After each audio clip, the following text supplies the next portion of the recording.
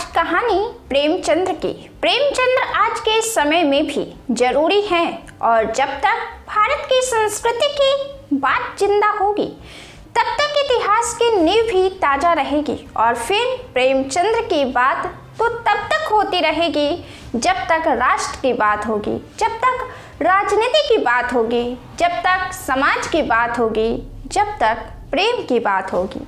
मानव हृदय को पैदा करने की ताकत है प्रेमचंद्र की लेखनी में। प्रेमचंद्र की कहानियाँ इंसान को इंसान बनाती है। प्रेमचंद्र की कहानी आप में मानवता के सार और मानव हृदय को पैदा करने की शक्ति रखती है। नीरस भावना से ऊपर उठकर आप में आपकी उन्नति और आपको समाज परिवार को देने योग्य व्यक्ति बनाने के हुनर में प्रेमचंद्र की कहानियों की कोई तोड़ नहीं है।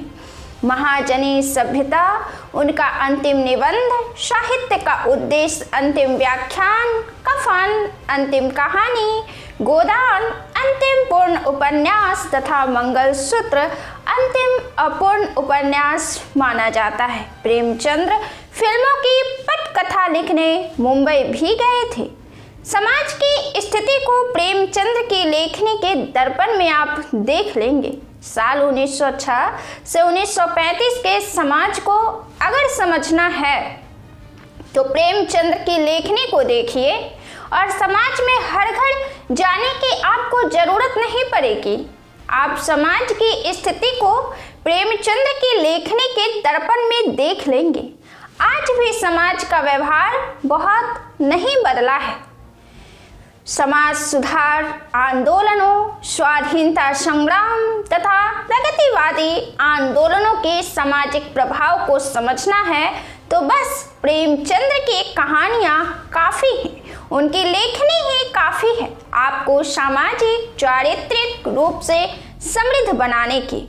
साल 1918 से 1935 तक के युग को प्रेमचंद्र युग कहा जाता है। दलित विमर्श की शुरुआत प्रेमचंद्र की रचनाओं से शुरू हुई। साहित्य के प्रति और साहित्य के हर दृष्टि के प्रति, यानी चाहे राजनीतिक हो, सामाजिक हो, पारिवारिक हो, सभी को उन्होंने जिस तरह अपनी रचनाओं में समेटा और खास करके एक आम आदमी को, एक किसान को, एक दलित वर्ग के लोगों को, वह अपने आप में एक उदाहरण था। साहित्य में दलित विमर्श की शुरुआत शायद प्रेमचंद्र की रचनाओं से हुई थी और यह बात मनु भंडारी बीबीसी के इंटरव्यू में प्रेमचंद्र के बारे में कहती हैं। बहुत लोग समझते हैं साहित्य शौकिया लोगों की चीजें हैं। राजनीतिक, सामाजिक और पारिवारिक सभी स्थिति को एक इंसान जीता है और इन तमाम चीजों को मिलाकर साहित्य बना है। राजनीतिक, सामाजिक और पारिवारिक ये तीनों चीजें हम हर दिन जीते हैं। साहित्य की हर शाखा है, साहित्य की हर दृष्टिकोण है। प्रेमचंद की साहित्य की खूबियां रही हैं कि वे आदर्श और वैचारिक यात्रा में सिमट कर नहीं रही, बल्कि उस आदर्श और विचार ने वास्तविकता के सफर को पूरा किया है। प्रेमचंद आदर्श के तरफ उन्मुख एक यथार्थवादी थे। प्रेमचंद स्वाधीनता संग्राम के सबसे बड़े कथाकार थे। इस दृष्टिकोण से वे राष्ट्र प्रेमी भी थे। प्रेमचंद मानवता प्रेमी भी थे और मार्क्सवादी भी। प्रगतिवादी विचारधारा तो उनकी सांसें थी। प्रेमाश्रय के दौर से ही उन्हें प्रगतिवादी विचारधारा आकर्षित करती रही है। प्रगतिशील लेखक संघ के पहले सम्मेलन को एक सभापति के रूप में उन्होंने संबोधन किया था। उनका यही भाषण प्रगतिशील आंदोलन के घोषणा पत्र का आधार बना और इस तरह वे हिंदी के पहले प्रगतिशील लेखक बन गए। स्वस्थ साहित्य किसी की नकल नहीं करता। बीबीसी हिंदी में प्रकाशित लेख में निर्मल वर्मा कहते हैं कि 50-60 के दशक में रेणु, नागार्जुन और इनके बाद श्रीनाथ सिंह ने ग्रामीण परिवेश की कहानियां लिखी हैं। वो एक तरह से प्रेमचंद की परंपरा को तारतम्य में लाती हैं। हिंदी सिनेमा के लोकप्रिय साहित्यकारों में से एक प्रेमचंद्र रहे हैं। सत्यजीत राय ने 1977 में शतरंज के खिलाड़ी और 1981 में सदगति बनाई। सुब्रमण्यन ने 1938 में सेवा सदन पर फिल्म बनाई, जिसमें सुब्बा लक्ष्मी ने मुख्य भूमिका निभाई थी। 1977 में मृणाल सेन ने प्रेमचंद्र की कहानी कफन पर आधारित ओका उड़ी कथा नाम से एक तेलुगु फिल्म बनाई, जिसको सर्वश्रेष्ठ तेलुगु फिल्म का राष्ट्रीय पुरस्कार भी मिला। और 1963 में गोदान और 1966 में गबन उपन्यास पर लोकप्रिय फिल्में भी बनी। 1980 में उनके उपन्यास पर बना टीवी धारावाहिक निर्मला भी काफी लोकप्रिय साबित हुआ। प्रेमचंद्र के नाम के आगे मुंशी प्रेमचंद कैसे लगा, इसकी काफी दिलचस्प कहानी है। हंस के संपादक प्रेमचंद्र तथा कन्हैयालाल मुंशी थे, परंतु कालांतर में पाठकों ने मुंशी तथा प्रेमचंद्र को एक समझ लिया और प्रेमचंद मुंशी प्रेमचंद्र बन गए। हालांकि प्रेमचंद्र के पिता के नाम के आगे भी मुंशी लगता है। प्रेमचंद्र के घर में प्रेमचंद्र, कलम का सिपाही, कलम का मजदूर, ये तीनों उस पुस्तक के नाम हैं जो प्रेमचंद्र के पूरे जीवन, व्यवहार, विचार और भावनाओं पर लिखी गई हैं। वे उर्दू की पत्रिका जमाना में नवाब राय के नाम से लिखते थे। प्रेमचंद्र ने जागरण नामक समाचार पत्र का संपादन भी किया था। उन्होंने तो प्रेस भी बैठा लिया था, लेकिन इसमें उन्हें नुकसान हुआ था। प्रेमचंद्र एक अनुवादक भी थे और अनुवादक के तौर पर भी उन्होंने अन्य लेखकों के विचार को जनमानस तक पहुंचाकर उन्हें लाभान्वित किया। उन्होंने टॉल्स्टॉय की कहानियां जो 1923 में आई, गोल्सवाल्डी के 3 नाटकों का हड़ताल 1930 में आई, चांदी की दिव्या 1931 में और न्याय 1931 नाम से अनुवाद किया।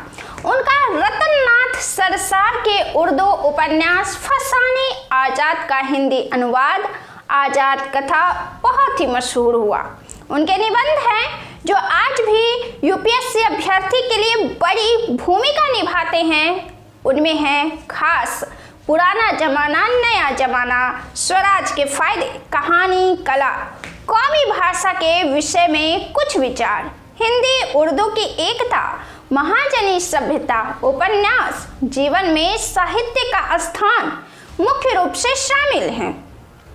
साहित्य का उद्देश्य इसी नाम से उनका एक निबंध संकलन भी प्रकाशित हुआ है, जिसमें 40 लेख हैं। चिट्ठी पत्री या प्रेमचंद्र के पत्रों का संग्रह है। प्रेमचंद्र के विचार 3 खंडों में प्रकाशित यह संग्रह भी प्रेमचंद्र के विभिन्न निबंधों, संपादकीय टिप्पणियों आदि का संग्रह है। प्रेमचंद्र विविध प्रसंग या अमृत राय द्वारा संपादित प्रेमचंद्र की कथित रचनाओं का संग्रह है। इसके पहले खंड में प्रेमचंद्र के वैचारिक निबंध, संपादकीय आदि प्रकाशित हैं। इसके दूसरे खंड में प्रेमचंद्र के पत्रों का संग्रह है। संग्राम यह किसानों के मध्य व्यक्त कुरीतियां तथा किसानों के फिजूल खर्ची के कारण हुआ कर्ज और कर्ज न चुका पाने के कारण अपनी फसल निम्न दाम पर बेचने जैसी समस्याओं पर विचार करने वाला नाटक है। करबला 1924 में आई, प्रेम की वेदी 1933 में।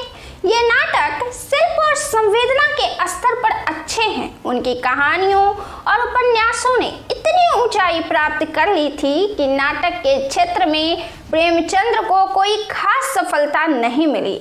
आर्थिक लाभ के दृष्टिकोण से भले ही यह लाभ का विषय नहीं रहा, लेकिन एक व्यक्ति के संवेदना और विचार के क्षेत्र में यह सर्वश्रेष्ठ साबित हो चुका है। वह कहानियां जो आज भी आपको समाज और राजनीति की हकीकत को महसूस करा देगी, प्रेमचंद्र की कहानियों में जीवंत है। वह कहानियां जो आज भी जीवंत है। सप्त सरोज 1917 में इसके पहले संस्करण की भूमिका लिखी गई थी। सप्त सरोज में प्रेमचंद्र की 7 कहानियां संकलित है। बड़े घर की बेटी, सौत, सज्जनता का दंड, पंच परमेश्वर, नमक का दारोगा, उपदेश तथा परीक्षा इत्यादि। इन कहानियों के जो मूल भाव है, जो आदर्श है, वो आपके दैनिक जीवन में आपकी प्रेरणा बनकर साथ रहेंगे। नवनिधि यह प्रेमचंद्र की 9 कहानियों का संग्रह है, जैसे राजा हरदौल, रानी सारंध्या, मर्यादा की वेदी, पाप का अग्निकुंड, जुगनों की चमक, धोखा, अमावस्या की रात्रि, ममता, पछतावा आदि। प्रेम पूर्णिमा, प्रेम पचीसी, प्रेम प्रतिमा, प्रेम द्वादशी, समर यात्रा। इस संग्रह के अंतर्गत प्रेमचंद्र की 11 राजनीतिक कहानियों का संकलन किया गया है। उदाहरण स्वरूप इस कहानी में जेल, कानूनी कुमार, पत्नी से पति, लांछन, ठाकुर का कुआं, शराब की दुकान, जुलूस, आहुति, मैकू, होली का उपहार, अनुभव, समर यात्रा शामिल है। मानसरोवर भाग 1 और 2 और कफन, उनकी मृत्यु के बाद उनकी कहानियां मानसरोवर शीर्षक से 8 भागों में प्रकाशित हुई। आपकी जिंदगी को ईश्वर का आशीर्वाद मिला है, यह बात आपको महसूस कराती है। प्रेमचंद्र की कहानी केवल अपनी जिंदगी तक सिमट कर रह जाना जिंदगी नहीं होती है। जिस देश में आप रहते हैं उस देश की राजनीति की असर आप पर पड़ती है। जिस समाज में आप रहते हैं उस सामाजिक सोच और व्यवस्था की असर आप पर पड़ती है। अपने समाज और अपनी राजनीति की सोच को बेहतर करने के लिए प्रेमचंद्र की कहानियां सोने पर सुहागा का काम करती है। यह समाज के उस जीवन की रूपरेखा का विश्लेषण करती है जिसे पढ़ने के बाद आप महसूस कर पाएंगे कि ईश्वर ने आपको कितनी नियामतें बख्शी हैं।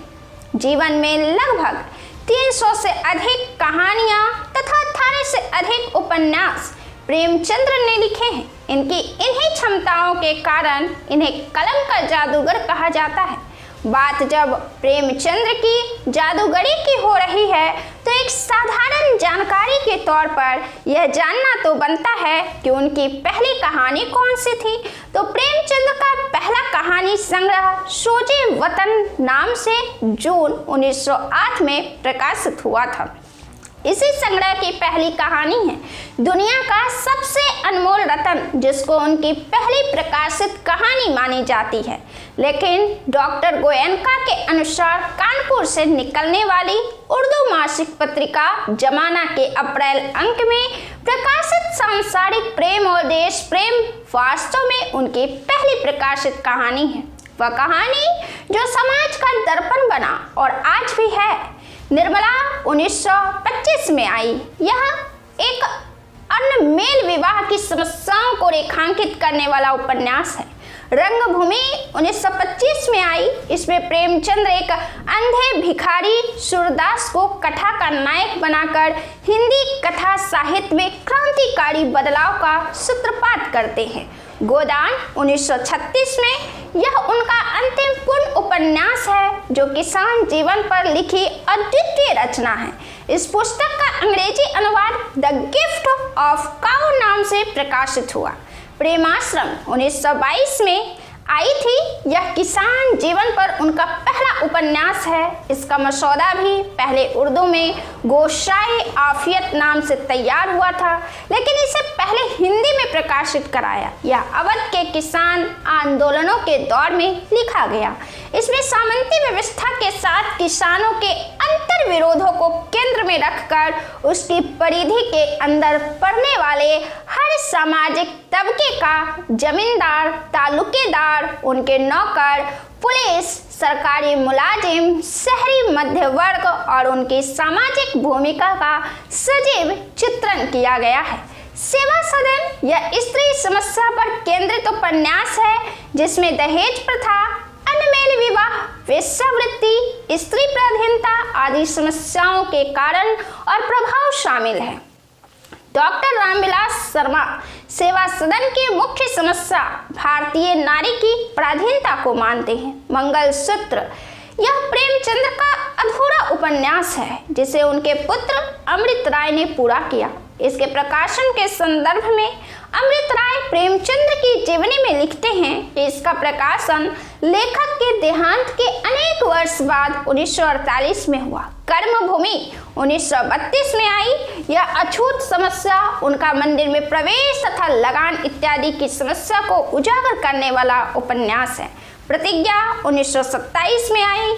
यह विधवा जीवन तथा उसकी समस्याओं को रेखांकित करने वाला उपन्यास है। गबन 1928 में आई। उपन्यास की कथा रमानाथ तथा उसकी पत्नी जालपा के दाम्पत्य जीवन, रमानाथ द्वारा सरकारी दफ्तर में गबन, जालपा का उभरता व्यक्तित्व इत्यादि घटनाओं के इर्द गिर्द घूमती है।